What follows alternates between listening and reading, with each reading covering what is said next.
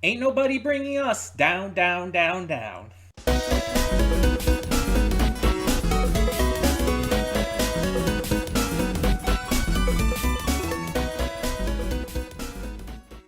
Hey everyone, welcome to Princess Gay. I'm your host Connie, and today we are here with my blind reaction to K-pop Demon Hunters. This is not a donation reward. I want to say that straight off the bat. This is not a donation reward. It is specifically just being done because I want to do it. I saw this trailer kind of randomly at one point. I think I was like, it was back like, I want to say a month ago. I was just like on YouTube and I just happened upon it. And I'm like, what is this? Either that or it was on TikTok, one of the two. And I checked out the trailer. It's like, this looks fucking amazing. um, so it's by the same studio that made Spider-Verse. It's a Netflix film, and it is about a K-pop girl group who fights demons, and specifically has to take on a demon boy band. Um, this is something I've been waiting for since I first saw that trailer, and saw that it was coming today. Well, today as of when I'm recording it on Friday, June 20th, the day it dropped. I have been like super hyped for this. It's like I saw the trailer a couple times since then, and it's so good looking. The expressions, the humor, the music. And so it's like I knew I was going to react to this. It's just a matter of like, would I be able to get to it like right away or not? And it just worked out timing wise because I normally record my Sunday movies on Friday, so it works out. Now, I don't know anything else about the story other than what was shown in that initial trailer. So, like, I don't know anything else about, like, the characters or whatnot, or, like, what's going to happen here, how they became demon hunters, etc. I assume all of that's going to be gone into here. But real quick, let me give you kind of a short breakdown of my history with K-pop. My first experience with K-pop was through the fictional band KDA. For those who don't know, KDA is a band composed of real singers, obviously, but the band members are fictional characters. They're characters from the video game League of Legends. And League of Legends, Riot put out this music video for a song called Pop Stars. And again, it's real K-pop singers performing the voices, but the like characters, the visual models, everything are these characters from the game. And this was my first time experiencing K-pop. And since then, I've heard a bunch of other bands like Girls' Generation, Twice, Rainbow, Red Velvet, obviously the likes of BTS and whatnot. And I think my favorite's probably either Twice or Rainbow, I would say. And I've just I've become a very casual fan of K-pop. It's not my preferred genre. I tend to prefer rock or metal or the likes. But there's a lot of K-pop that I really enjoy, a lot of specific songs I really enjoy. And I I I like getting to discover and learn about this kind of stuff that I otherwise don't know about anyway. Now, going into this, the trailer and everything also reminded me a bit of Gentry Chow versus the Underworld, which we reacted to recently. And I know that's like I know the main character in that is Chinese, but it reminded me of it because Gentry Chow does begin in South Korea. The character, like at the very beginning of the series, is living there, and so it made me think of that too. Plus, with the entire demon hunting thing, because that's kind of part of that series too. And I'm just like, I really love that series. I think it's super underrated. So I'm hoping that this movie ends up getting a lot of attention, despite, being another Netflix film and Netflix not being super great at advertising their stuff, you know? I mean, I would say they're probably better than modern Disney, because let's be honest, Disney is shit at advertising their movies nowadays. Outside of Lilo and Stitch, if it's a remake of an old animated film, oh, they'll market the shit out of that. But if it's a new film, nope, not at all. Apparently, a new movie just came out called Elio, and I didn't find out about it until it was released. I didn't know this movie existed until it was released. And the funny thing is, that's how almost all of their recent movies have been for me, where I'm not finding out the movie even exists until either it's on release day or after it's released in a lot of cases. And it's like, that's really sad. The advertising has been terrible. And it's just like, it's wild that like independent films these days are getting better advertising than fucking Disney. Disney, the massive conglomerate that owns most everything, is this terrible at marketing their animated films. But they'll market the shit out of a live action remake that nobody wants. And shits all over the original. They'll market their Marvel movies. Marvel movies are well marketed. Star Wars movies are well marketed. Or just projects in general. Because Star Wars, let's be honest, gets more like streaming shows and stuff than movies. But still, definitely better marketed. And it's just these kind of things. Like, I don't know why. Because Disney's literally, their company was literally built on animation. And it's the animation that they're like pushing to the wayside now. It's wild to me. But I know this is Sony. That has nothing to do with that. It's just using it as an example of like something that I didn't even know existed until just it came out. But I hope this one gets a lot more attention. I have heard some people talking about it, and that's a good sign.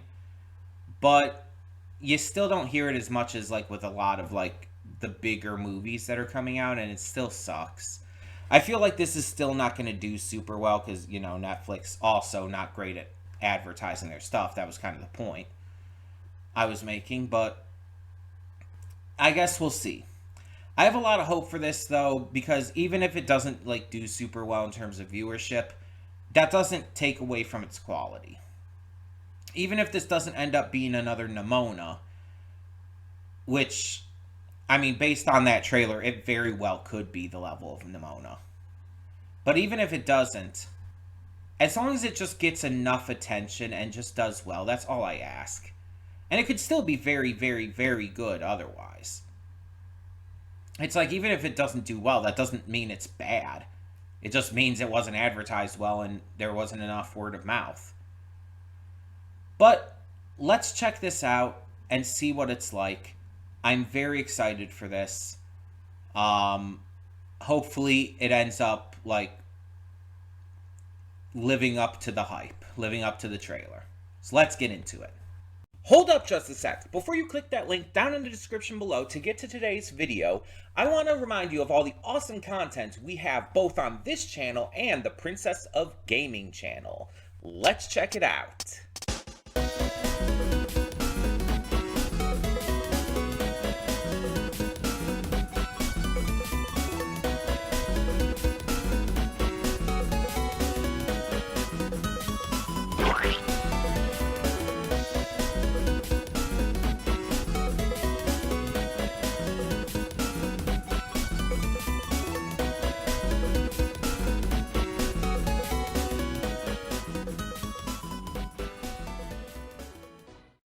And we are back, and we'll begin with spoilers in 3, 2, 1, now.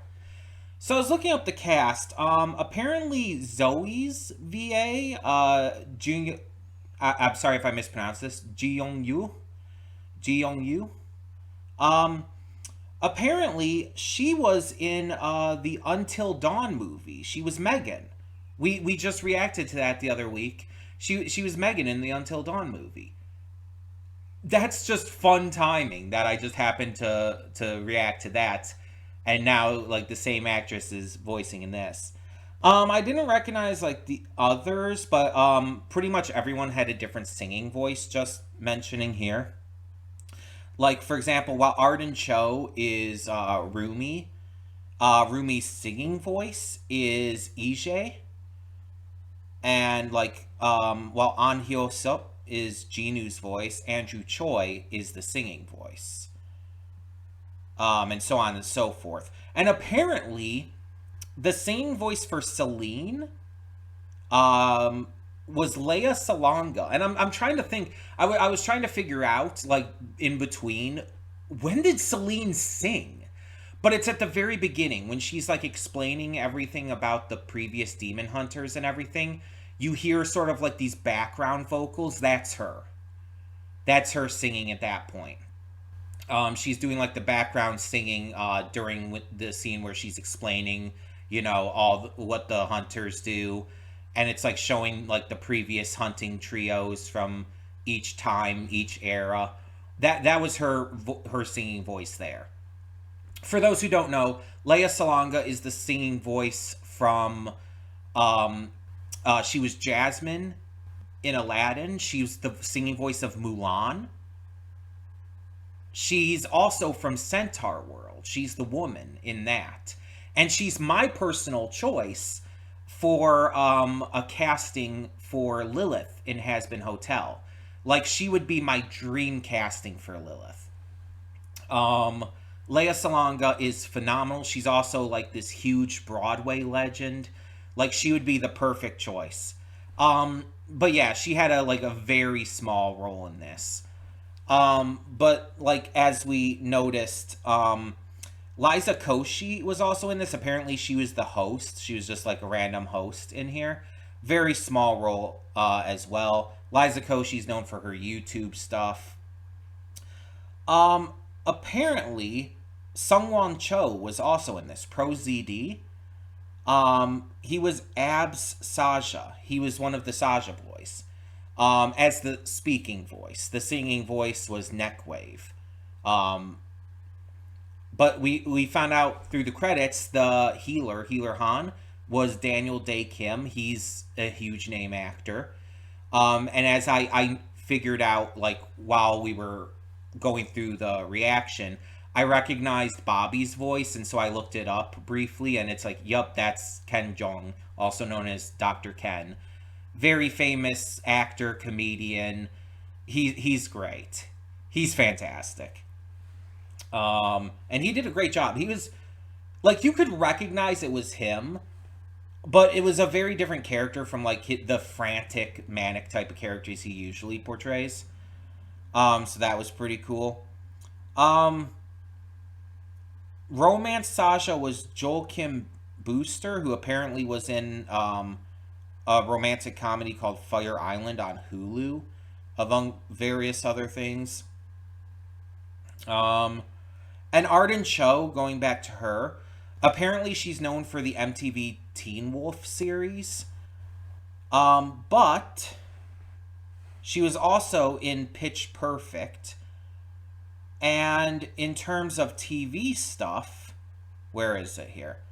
Apparently she played June in the live action Avatar The Last Airbender.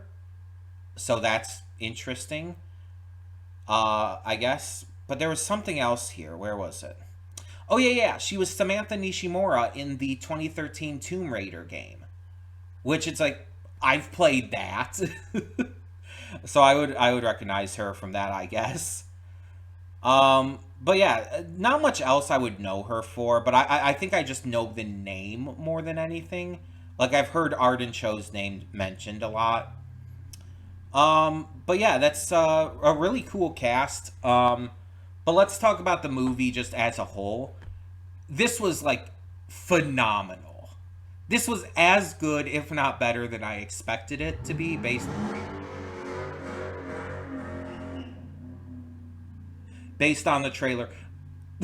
I have no idea if you heard that. Someone out there like had like some kind of old fashioned car. I don't know cars. I don't know what it was. But they like were revving their engine and just like zooming by. I have no idea what the fuck that was about. But anyway, um, this was as good, if not better, than I expected it to be based on the trailer.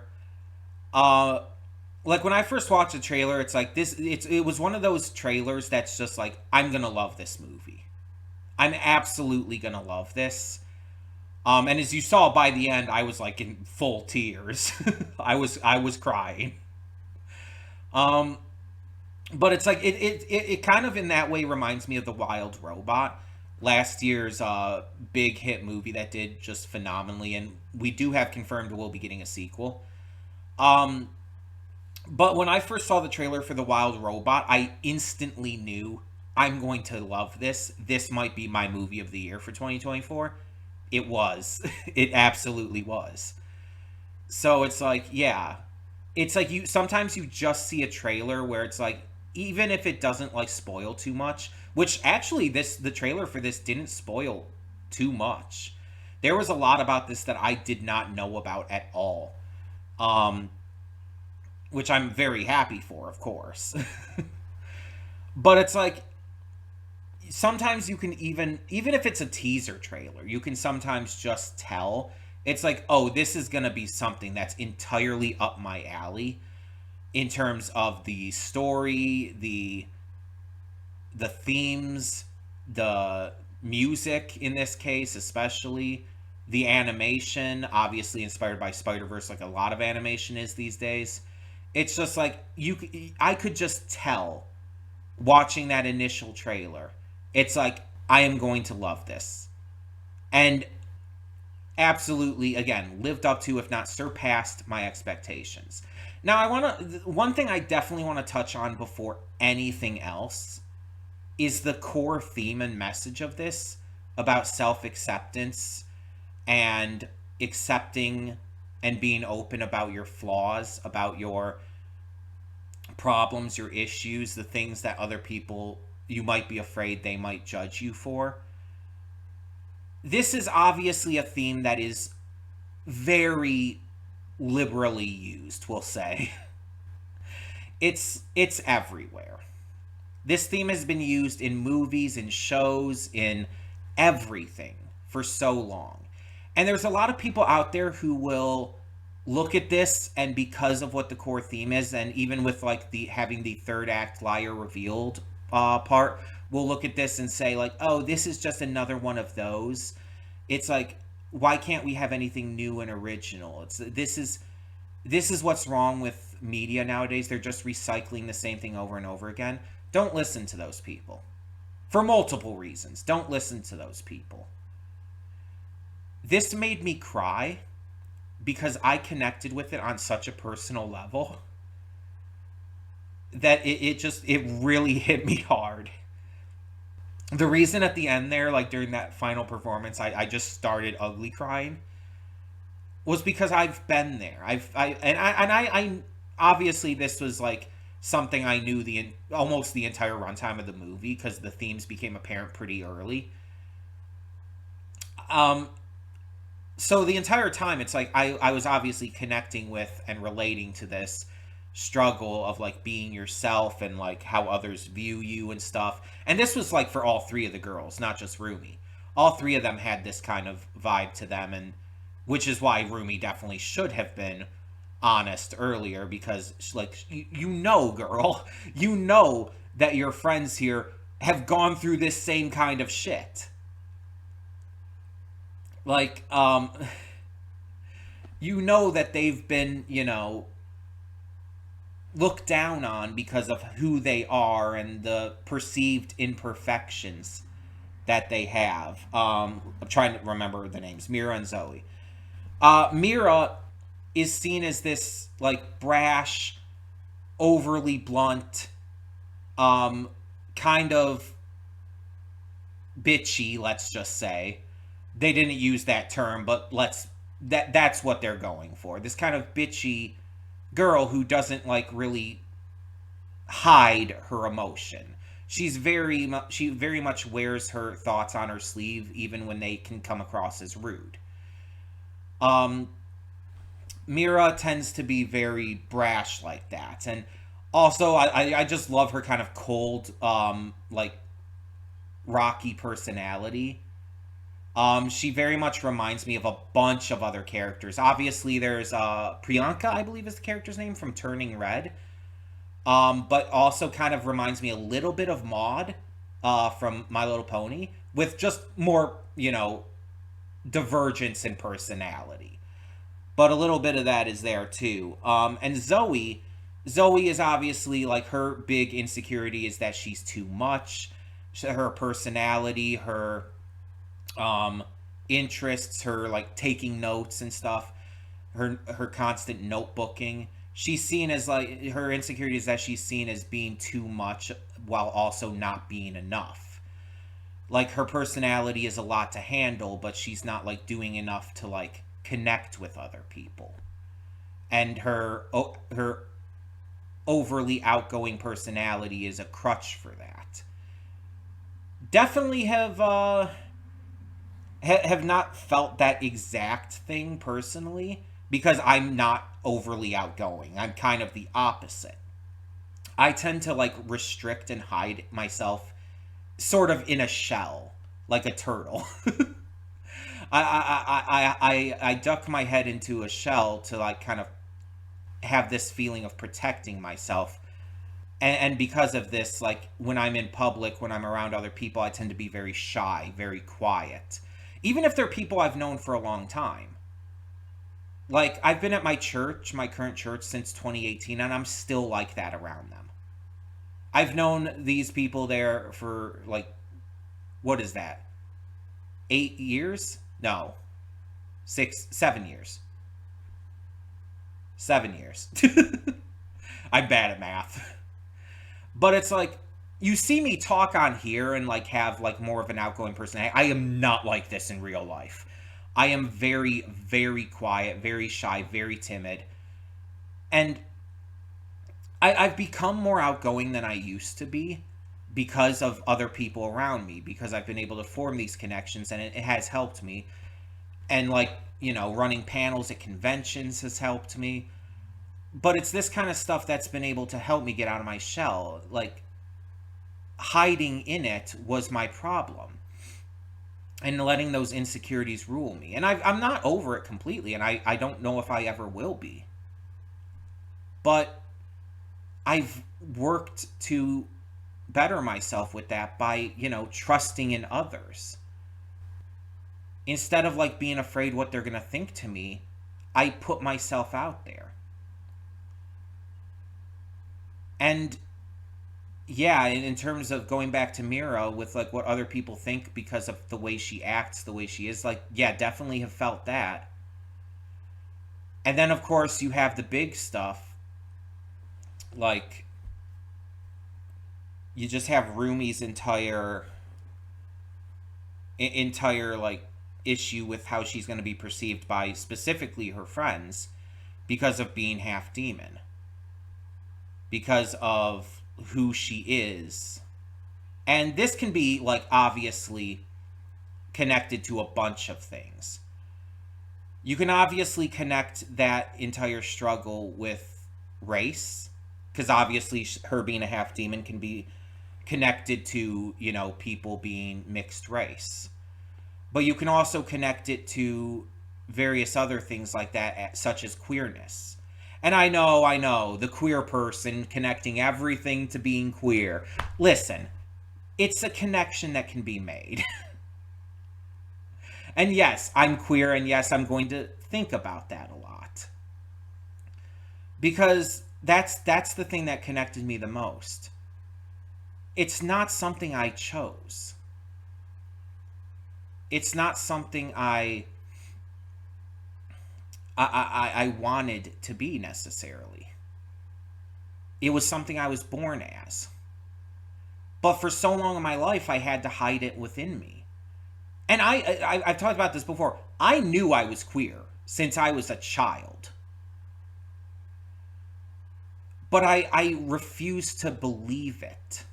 because of the way I was raised, the things that I was taught, just like Rumi in this, I hid it inside. And my ways of hiding it were just like a lot of times overcompensating. I overcompensated, like growing up again thinking I was male for a good portion of the time.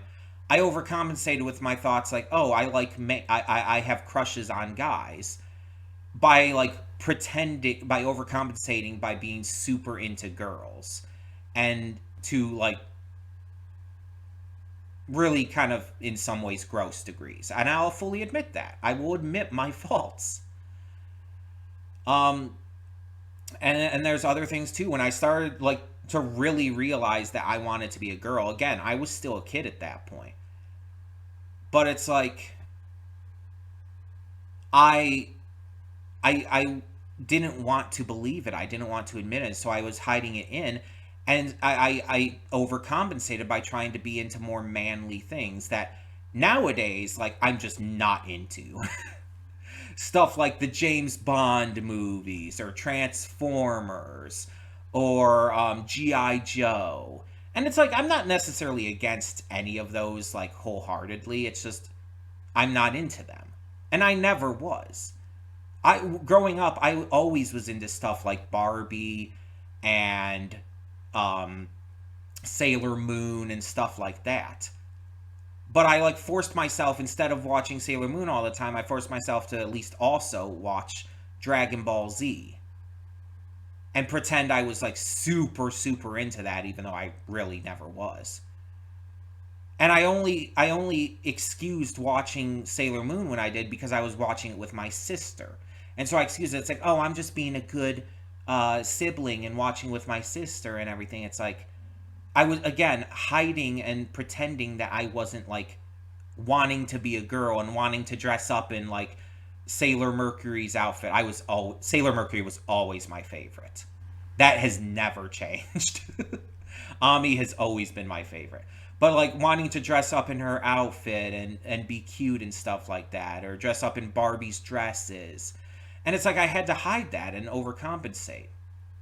Um, and I just struggled to be myself. And like even around people who I loved and wanted to trust with that, I was afraid how they would react if I came out. And again, back in those days, I didn't even know what coming out was. I didn't even fully understand what being trans was because I was a kid. And even as a teenager, I was stupid. So it's like I went into a lot of that not even knowing yet. And when I did like really figure it out, I started studying a lot more. And within a year of like really starting to look into that, I did come out back in 2017. And unfortunately, some of my fears were proven true. I had friends and family like just not respect my choices. I had a lot of friends choose to like stop being friends with me altogether. I was literally like demembered. Like I lost the membership. That is so close to saying dismembered, and I've made that I've said that before, but I lost my membership at my church at the time purely because I came out. And I mean, I left that church because of that, and I eventually was able to find my current church, which is super inclusive and everything. Amazing place, but not the point. Point is, a lot of people turned on me when I came out, confirming a lot of my fears. And the thing is, there's a lot of me that wishes I took a lot more time on coming out and was more careful with it and thought about it a lot more. But there's also the side of me that wouldn't change what I did for the world. Because since coming out, I've been so aggressively more happy with myself. And I haven't had to hide myself. I haven't had to pretend to be someone I'm not. And those friends who accept me for who I am have proven to be better friends than any of the ones who left me. I still have so many friends. I've made even more friends since coming out who accept me for who I am. And that makes it worth it more than anything. And that's definitely a big message of this film. Like, you don't have to hide your insecurities, your fears, your issues. Because anyone who truly loves you, who truly cares for you, will accept you. And will accept all of you.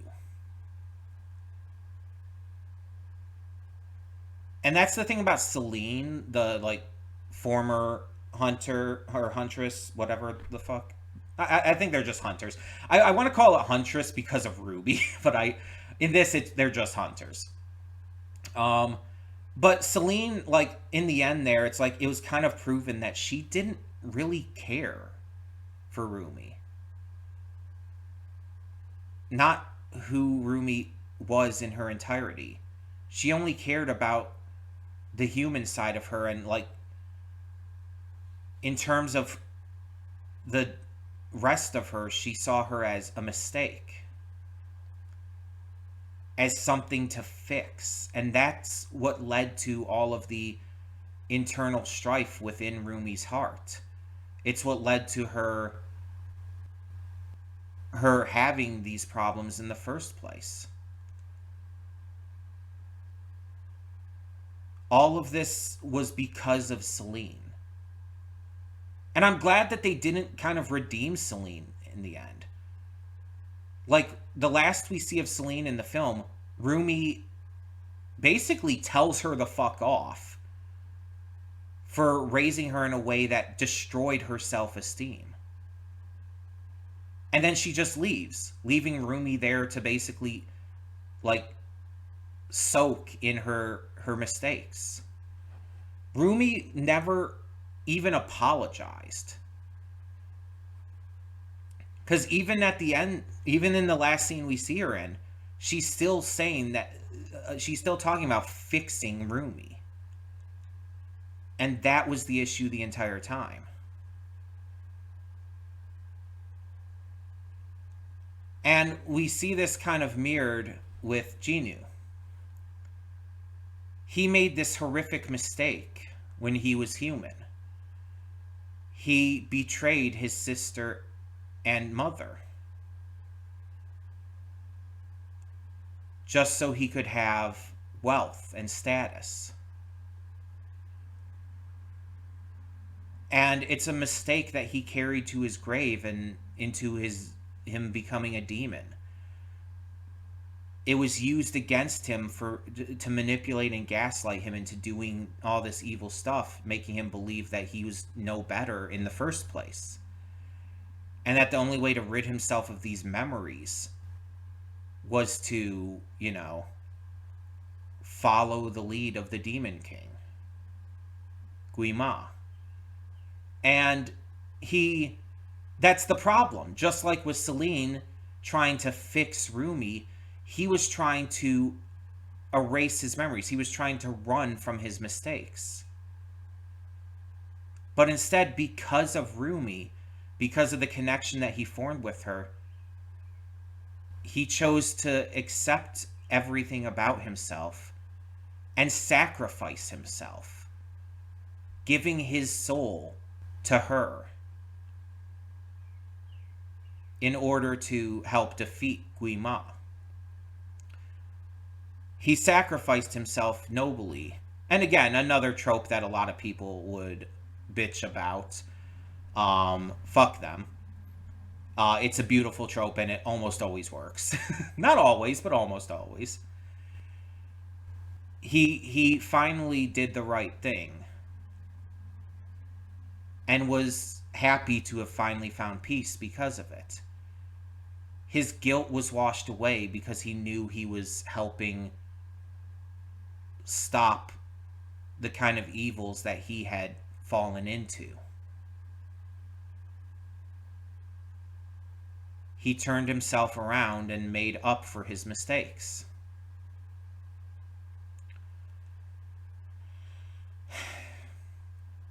It's a very poignant tale that, yeah, again, we've seen this done before, but who gives a shit? There's a reason why a lot of these tropes are tropes. It's because they're good. It's because they're well received and they work. Like, you can bitch all you want about them being overdone, but I was left in a puddle of tears by this movie because of how much I connected with it and how much it meant to me. And yes, it's not the only movie to obviously do that. I mean, Nimona fucking broke me. But it's like any movie that really hits my emotions to this degree, it's like it proves how much these kind of tropes can still matter to people. Doesn't matter if they're overused. People can still connect to them and can still find value in them. Nothing is original these days. Nothing. Everything takes from other stuff because with the influx of media we have, it's just impossible not to. There's been too much for anything to truly be original anymore. It's not about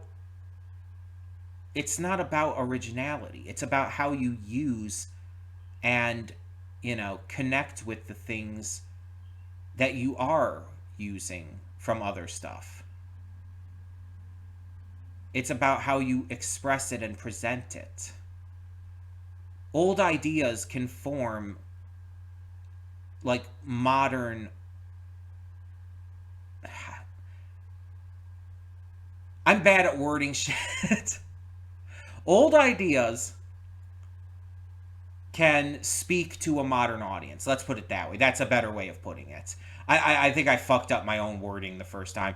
Old ideas can speak to a modern audience just as much as newer ideas can. Less consistently used ideas. And that's important. And I mean, just in general, like, obviously the art and animation from this is inspired by Spider-Verse. I mean, it's also the same studio, but still, a lot of animation nowadays has been inspired by it. Puss in Boots: The Last Wish is a big example of that, and no one's complaining about that. A lot of these movies are, like, let's be honest, copying Spider-Verse, but no one's complaining about it because it looks amazing. So why complain about tropes that are used over and over when they still work?